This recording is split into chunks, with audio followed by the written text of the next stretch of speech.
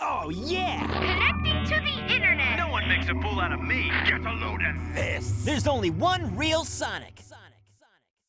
So, now the third gameplay has been revealed for Sonic Forces. Let's talk about gimmicks in Sonic games. Huzzah! Sonic is often called a platformer, although some people, including me, take offense to that and prefer action platformer at least.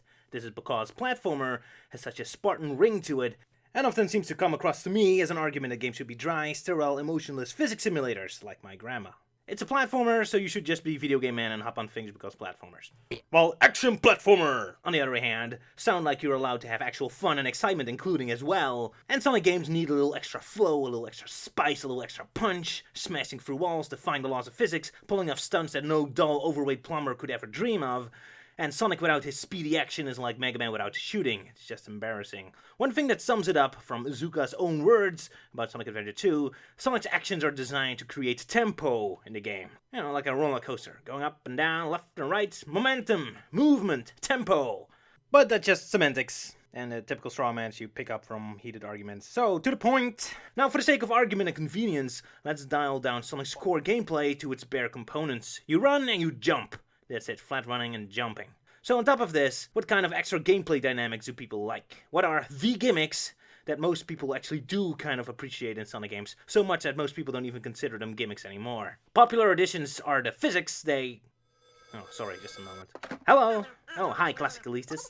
Oh, I know you consider physics to be already part of the core gameplay of Sonic, but, well, you've been screaming and yelling at Sonic Team for over a decade for them to return the physics to the games, and they still haven't, ignoring Whitehead's side project. So clearly Sonic Team themselves don't agree with you.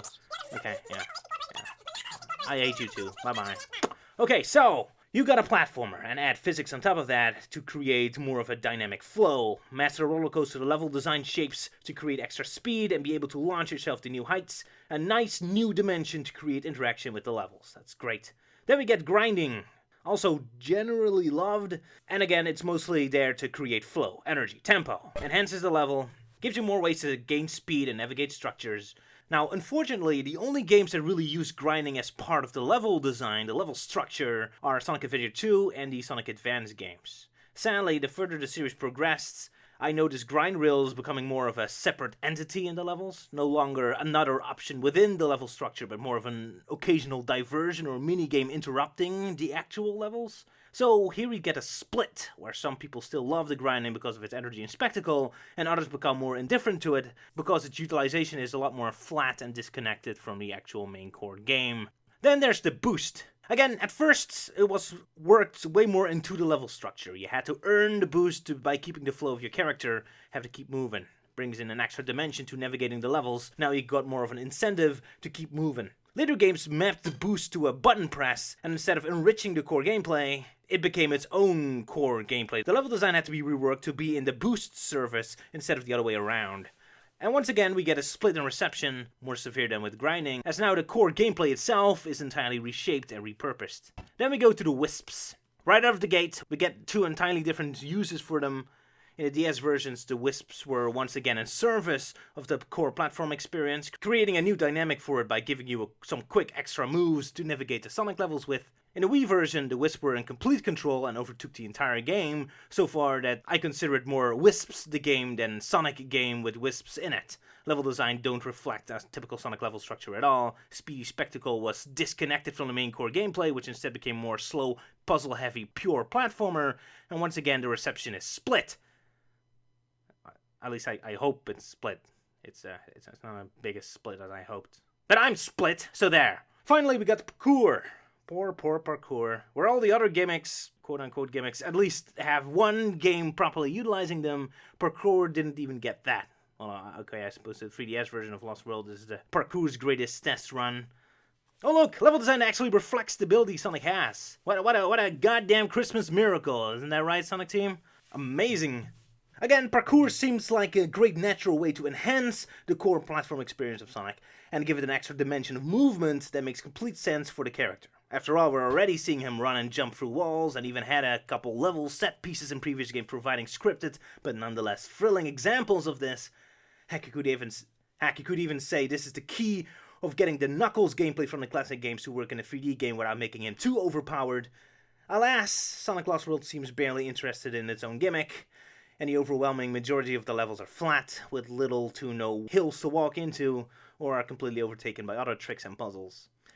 Now, I think the gimmicks people want the most are those that enhance the core platforming experience and create some spice, some energy, some extra dimensions to that. They work in service of the foundation of the game, and as soon as they become their own thing and start disrupting and contaminating the basic game, that's when we start to have a problem. When the gimmicks mostly provide a sense of spectacle and a brief break from the platforming, most people can still tolerate it, except for the classic elitists, such as the grinding rails, occasional snowboarding, and would have with the boosting if that was more contained. But when gimmicks go against the natural flow and philosophy of the fun and mastering platforming with grace and spectacle, that's where protests begin. Either when it removes the platforming, but also when it focuses too much on pure platforming at the expense of spectacle, such as the wisps in the original colors. It's that sandwich of platforming and speed and spectacle that needs to be upheld. It's yin and yang, they can't live without the other. And no, it can't be recreated by automated sections and cutscenes. It has to feel real and be in the game itself. So, preferably, we want gimmicks that enhance the platforming action flow yin-yang, and that go against it or disrupt the balance. And most of us are indifferent to those that just exist in their own little corner. Although from that perspective, I'm kind of confused why guns and swords are disliked. They didn't really disrupt the platforming or action that much. Still doing usual Sonic things, they're just bullets or sword tips coming out of you. But whatever, often I get the impression that folks take advantage of the bad and clumsy Sonic games to immediately get rid of all irrelevant and unrelated things that were already annoying them, like realistic art style and violence, even though that had nothing to do with the actual gameplay, problems, or smoothness of those games.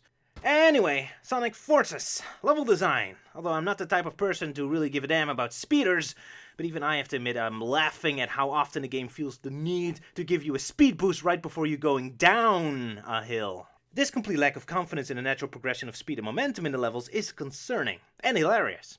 On the positive side, at least, I like how relatively fast and smooth the gimmicks operate so far. Wisps no longer have momentum-breaking transformation sequences and cutscenes, but immediately do their thing. I like the idea that you can equip wisps, which means, well, hopefully the levels won't be pointing a gun in your face and forcing you to navigate with a specific wisp, like Colors does, and instead works more with optional routes and tricks and be more open and free for several strategies. I hope. So far the level design doesn't really reflect that, but it's the tutorial stage, I guess. It's unlikely physics will be in the game. The lack of slopes in the levels shows Sonic Team doesn't care. The levels, in 3D at least, look way too complex to accommodate parkour. I'm talking about graphical complexity, not level design complexity. Boosting is still not part of the real gameplay, but it's in its own league. I have little hope for grind rails to be natural worked in level design either. So wisps will be the platforming dynamic of this game, and honestly, so far, it does look they have the potential to do just that perfectly fine. Hard to say yet, but so far it's a vast improvement in smoothness from Colors Wii. And now they're useful weapons too, So far I never enjoyed combat in Sonic games, except Sonic Battle or Sonic the Fighters. Although I do like games like Rocket Knight and such for throwing mini-bosses at you constantly, so it's going to really depend on if they make battles still feel like it's part of a platform game, like how Rocket Knight and Mega Man do it, or if it's the same brainlessly keep bonking into enemies until they're gone technique of Heroes. Now the hookshot. Technically, I think the hookshot does have great potential to be a worthwhile addition to the Sonic gameplay style. However, that's really gonna depend on how flexible and maneuverable it is. So far it seems to be able to shoot your character up suspiciously fast, like it's an automatic action, unlike something like Rise Star where you have to gather friction first.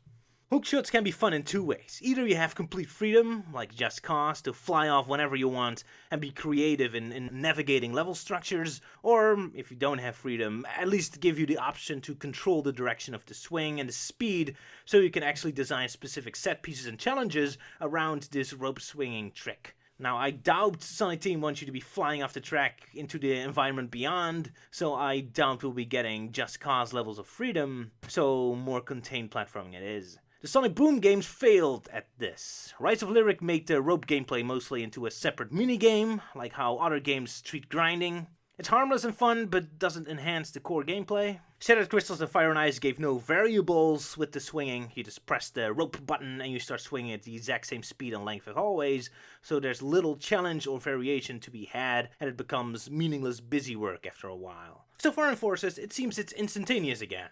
Press a button and you immediately get swept away at full speed. Nice and spectacular, the first few times it happens, but absolutely meaningless as far as interaction with the levels go. It's just press button to enable cutscene trick, and that is concerning. So let's hope I interpreted this wrong. Cause rope swinging can be fun and exciting if it's dynamic and you can have variables, like in Psychonaut and such. But if it just shows cutscenes, look, I like cutscenes, I love them. But not during the level, and you know, when exciting and meaningful stuff happens in them, not just show a thing that I should be doing on my own accord, and not spouting terrible dialogue, but I'm going off topic, so never mind. Now, I had a laugh recently when I read a breakdown of the Green Hill Zone level design from a classic elitist, and the game's constant need to automatically boost you through the loop is constantly referred to as spectacle.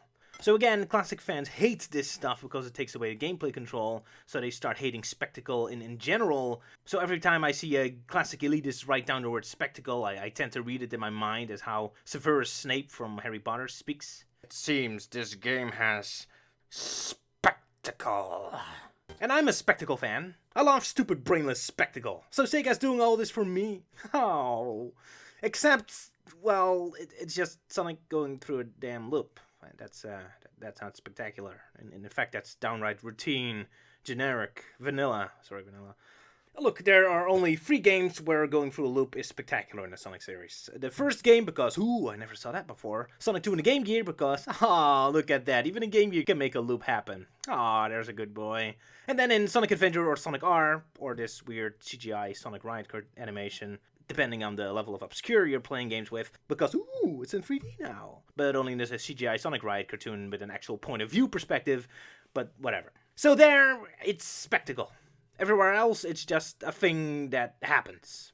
I mean, I'm not saying that Sonic shouldn't have loops, it's iconic, and if your game actually cares about teaching gamers to gain speed on their own accord, it's a nice tutorial thingy. So if it just happens casually, sure, whatever. But hey, if you're going to take away the controls of the game and make me sit through a cutscene for its spectacle, can I at least get Sonic Baron from Munchausen, a pirate ship, or being sucked into a tornado, or robot blasting the city to pieces, and not... Oh wow! Sonic goes through the 591, 682nd loop of its career! Amazing! Same with the rope.